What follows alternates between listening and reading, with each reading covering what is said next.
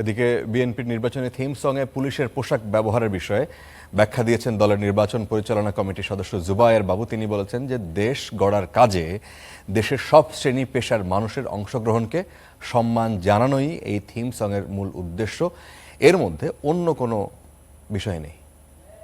সমৃদ্ধ বাংলাদেশ বিনির্মাণের লক্ষ্যকে সামনে রেখে বিএনপি চেয়ারম্যান জনাব তারেক রহমান সারা দেশের মানুষের মূল্যবান মতামত গ্রহণ করতে চাচ্ছেন, পরামর্শ আহ্বান করছেন।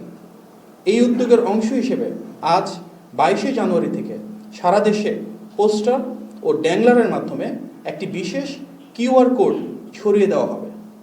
থিম সঙ্গে যে পুলিশকে ব্যবহার করা হয়েছে সেখানে আপনি দেখেছেন পুলিশ কিন্তু স্যালুট করছে জাতীয় পতাকাকে, সে কিন্তু ভোট দিচ্ছে না।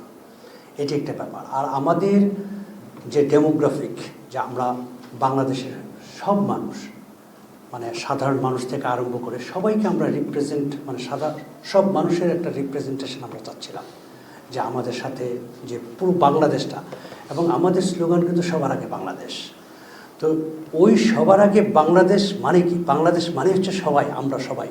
সেটা পুলিশের পোশাক পরি, ডাক্তারের পোশাক পরি, কিংবা আমি সাধারণ একটা সুন্দর একটা পাঞ্জাবি পরি।